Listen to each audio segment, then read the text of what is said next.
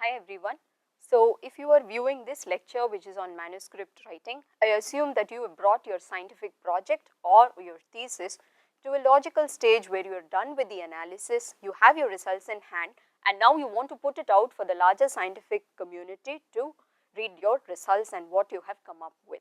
By now, you have spent a lot of energy conceiving, conducting and analyzing your data that most of us tend to lose momentum at this stage.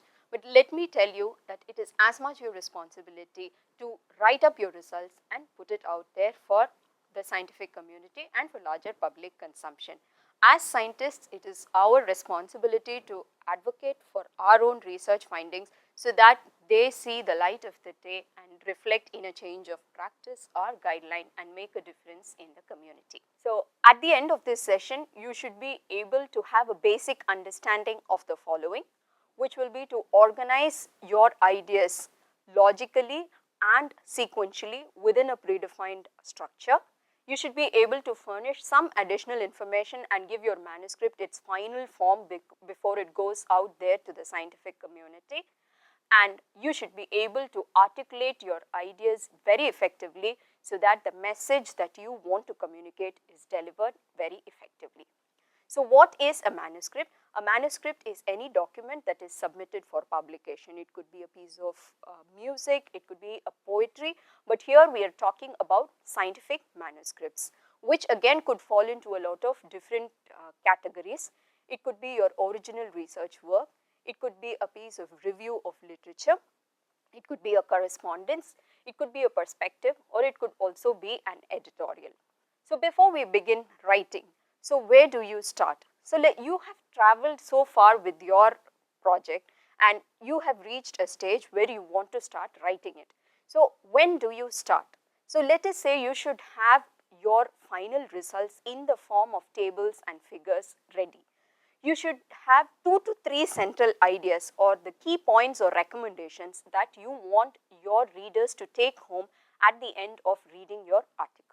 So also you need to have the outline of the argument that you're willing to place before the scientific community through your article.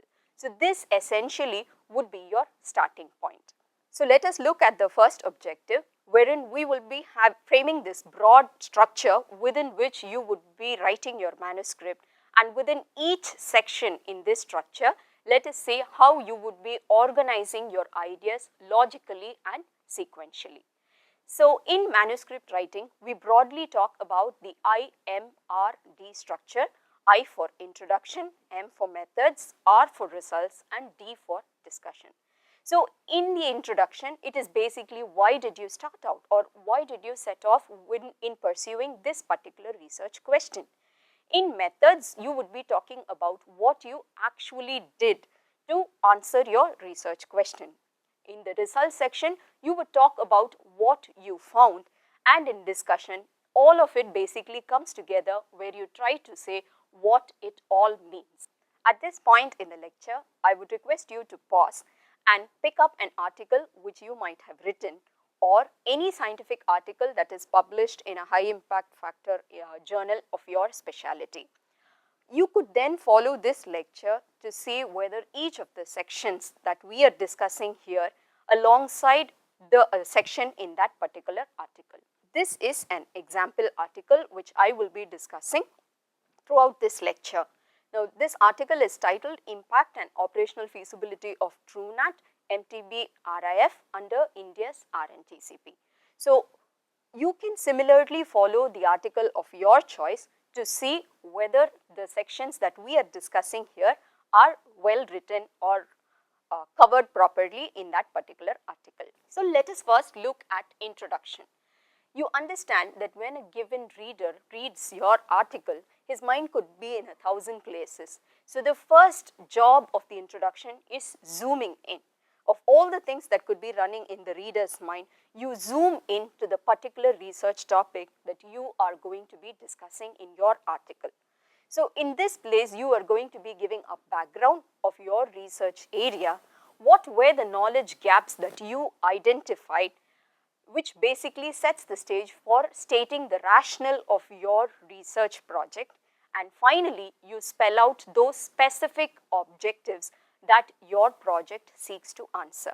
That would be the job of the introduction section. The next section is on methods, where you basically explain what you did to meet your objectives, and this you do in very simple terms. The methods section is usually where you give excruciating details and basically spell out what you did one by one, stepwise. This should give the scientific reader complete clarity on what you have done and adds to the credibility and reliability of your results. Please note that the methods section could vary from study to study and may have different subsections depending on the study design that you have chosen. So, a broad outline of methods section in an original article would look something like this, where you have a study settings. One should remember that you could have international readers reading your article, so you need to give them a sense of the study setting, a sense of context so that they understand and interpret your results correctly. Then you spell out the study design, the operational definitions that you have used in your study, the sampling strategy, the sample size, the study procedures, which is basically how your study rolled out, how the data was collected, what kind of investigations were performed and all that. The next section would be about data management, which involves both data collection and analysis, and the final section would be about human participants protection, which is basically you explaining what were the ethical principles that you adhered to while conducting your research project. So, it would be good for you to now look at the research article that you have in hand and see what type of research article it is, and if it is an original research article, it should essentially have the sections that we just discussed. Now coming to the results. This could be the briefest section in your article, where you only state what your study found. You are basically presenting your study findings. You could present it as a combination of text and different types of representations. It could be tables, figures, graphs, images, but again you make sure that you don't repeat yourself here and stick to whatever guidelines that your journal is suggesting you in terms of number of tables and number of figures. There is no interpretation or commenting allowed in the results section. So, you plainly state what you have found in your study without delving into trying to comment on it or interpret it, which essentially has to be reserved for the discussion section. So, here is an example where you could see that the results are presented as a combination of text, tables and figures. The next section of your manuscript is the discussion section, which is my most favorite part of any manuscript. I would even go to say that this is the part which requires the most investment from the researcher himself or herself. This is basically where you look at your results and try to make sense of it. It is where you start thinking as an independent researcher and put out your original interpretations and your own inferences from your data. I would say when you write your first complete discussion, I would say it is a coming of age experience and a definite milestone for you as a researcher. So, what is there in the discussion section is first a summary of your key findings. Now, this would be not in more than 3 lines, where you briefly tell what are the key findings that your study has come out with, and those are the findings that you will be exploring further in your discussion. This will be followed by your interpretations of your results and your inferences based on them.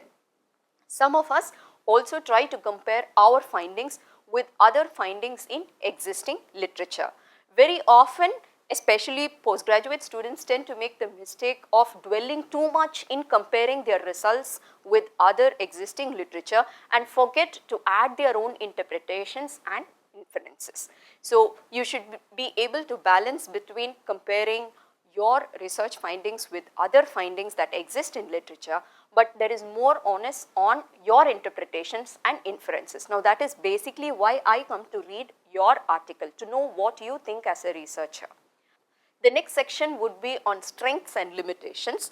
Do not tend to try to boast too much, but please feel free to list all the strengths of your study. It could be in terms of study design, it could be a novel methodology or a novel tool or a very remote area. So, whatever it is that is very unique to your study, please mention it under the strengths. The next would be on limitations, where you list the limitations that your study is likely to suffer from. Go easy here with the limitations.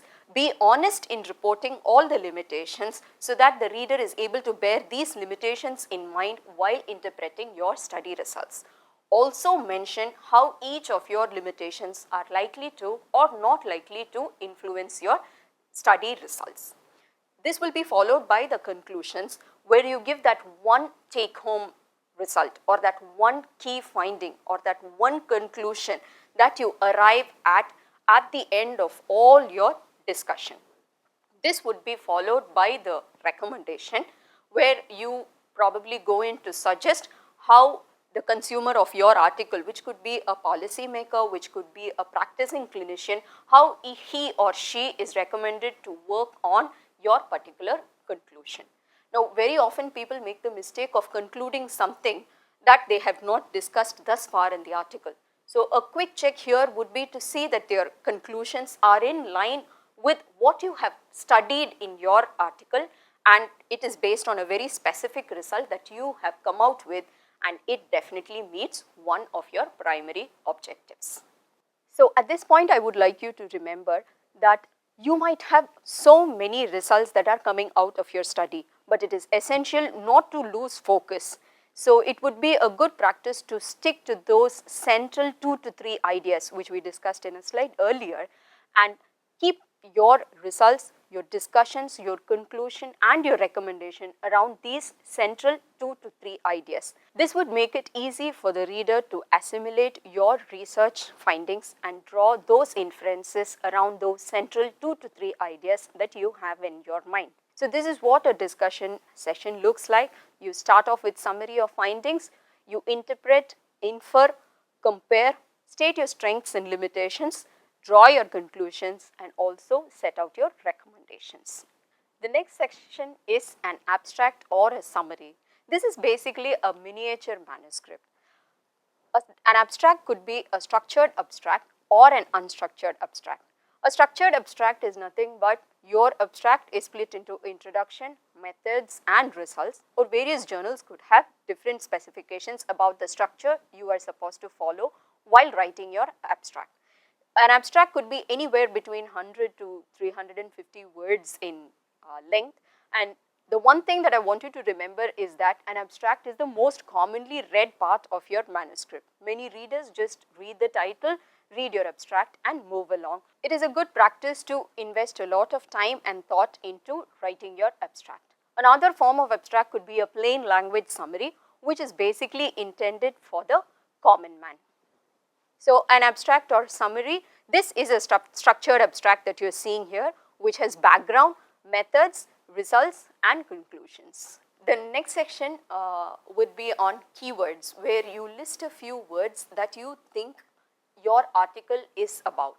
Now, this would be useful to the indexers who are basically classifying your article to belong to a particular category, and later when someone is using a search engine using specific words to look for articles related to that search word, your article will get picked up. So, your specifying the correct keywords will help your article to get picked up whenever a particular search term is entered into a search engine. So, specifying the correct keywords for your article ensures that it gets picked up and read more often, and thereby also cited more often if somebody finds your article relevant. Coming to the references, please make sure that all sources of information that you have used in your manuscript are referenced, or you give due credit to the source of information. Please stick to relevant and recent references. For bibliography management, you could take the help of various softwares that are now available to make this otherwise difficult task much easier.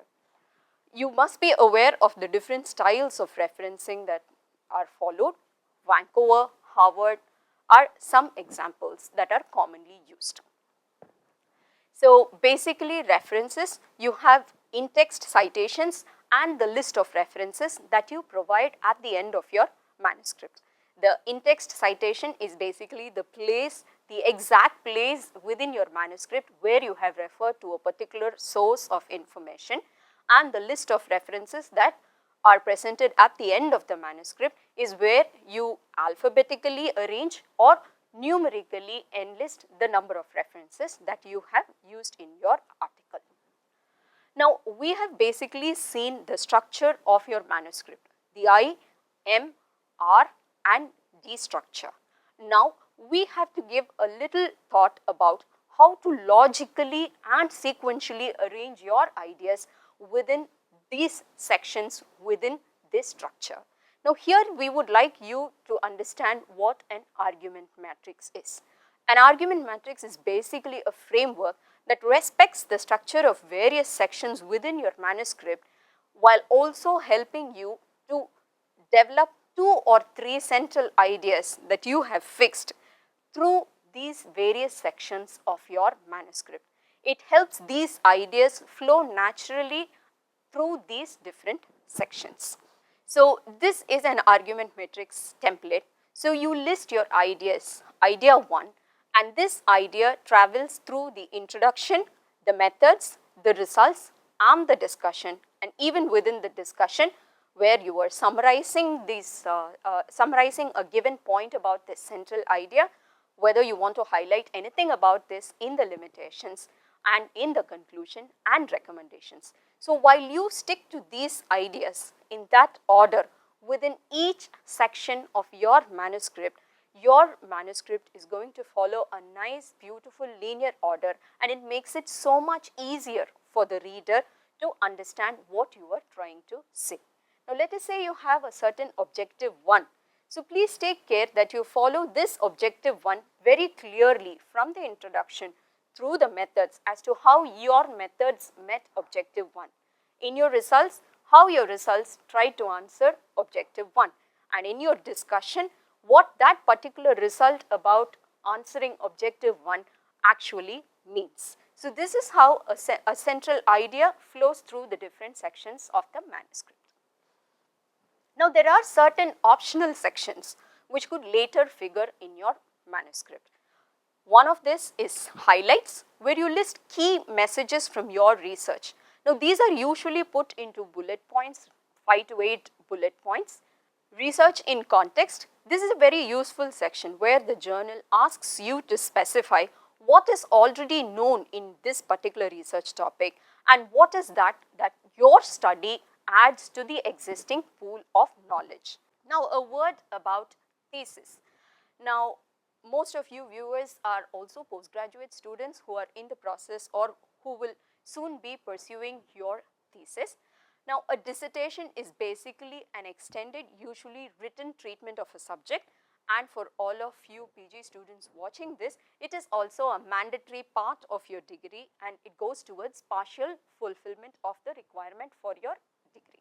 So, when you look at your thesis, which like I said is mandatory for your PG or a doctoral degree as compared to a manuscript, a scientific manuscript, which is usually voluntary undertaking by any researcher. For your thesis, you are the primary researcher and the thesis is led by the resident or the scholar and ably guided by your thesis guide or your mentor. Your thesis is bound by university guidelines, as is your manuscript, which is bound by the journal guidelines, and your thesis can always be converted into a manuscript and go for publication in a scientific journal. So, the broad principles of scientific writing are similar, but there could be differences when you talk about word limit and the length of your thesis versus your manuscript. You have to understand that the target audience for both could be different. Then the structure and sections, while they are broadly similar, a thesis could have certain additional sections which are mandated by your university guidelines. Now we come to the second objective of this session, which is to give your manuscript its final shape by furnishing certain additional information. These will include the title page, where you give certain details about the authors, their affiliations and the word count in your article, the abstract and so forth. Then there is the cover letter, there is the funding source, the declaration of your conflict of interest, the author contributions. Now this is very important, where you specify what each author brought to the table and what is the specific stage at which each author had contributed, and these have to adhere to the ICMJE criteria. Then you have the appendices, the supplementary files, and the acknowledgement, where you put out a word of thank you to all those who had some role in facilitating your research project but did not qualify for authorship.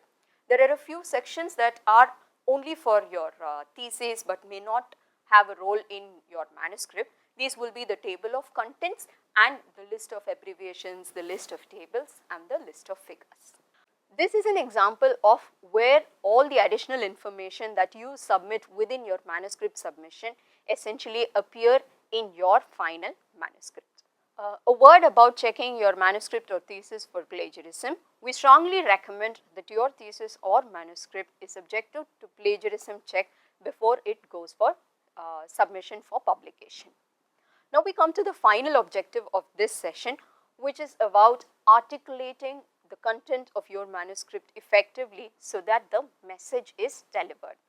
So there are certain broad tips for making your writing clearer. Use simple, specific, and only necessary words. Use consistent terminology to avoid confusing the reader.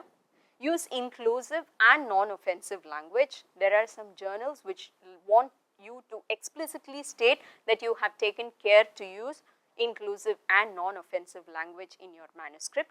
Use precise word order. Avoid passive voice, and be mindful of sentence length and structure, which is to say avoid long winding sentences which not only makes the reader lose interest but also confuses the reader. It is a good practice to submit your manuscript or thesis for scientific language editing, wherein a spell check is performed, grammar check is performed, the sentence structure is taken care of, and so is the punctuation. One could use professional services for scientific language editing or resort to the use of certain software which are available for this purpose. Now, as for formatting guidelines, as tiresome as this task may seem, it is very essential that you stick to the font size, the font style, the indent and spacing requirements, the heading style, and the paragraph style as recommended by the journal that you are submitting your manuscript to.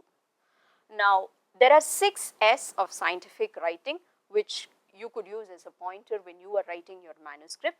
Keep it simple, short, structured, sequential, strong, and specific. Now, once you've written your draft, put in the additional information to give it its final shape and adhere to all the rules of scientific writing to give it its final shape, then we recommend that you subject it to multiple reviews. So you write, you rewrite, you read it yourself, you review it. One could also take the help of peers or experts who are willing to read your article and give you critical comments to improve the same. Based on these comments, you revise and you submit. We would recommend multiple reviews and revisions of your draft so that your final draft is submission ready. So I would like to leave you with these take-home messages. The first job is, when you are beginning to write your manuscript, please pick those central 2 to 3 ideas around which you are going to weave your manuscript, and those central 2 to 3 key messages which you want the reader to take home with him or her. Then we talked about the structure and sections within a manuscript, the IMRD structure. Then we spoke about fitting your ideas logically within the different sections within the structure. We talked about your scientific writing style and certain general tips and pointers on how to improve your scientific writing style. Please look to and adhere to the guidelines put forth by your university or the journals for your thesis or manuscript respectively. I want you to remember that scientific writing is not just about the skills but also about practice. So please keep at it until you keep getting better at it. So remember, Rome was not built in a day, neither will your manuscript be. So put in all the effort and take it through all the processes, and like I said, revise, review and revise and give it its final shape. Good luck with your submissions and thank you.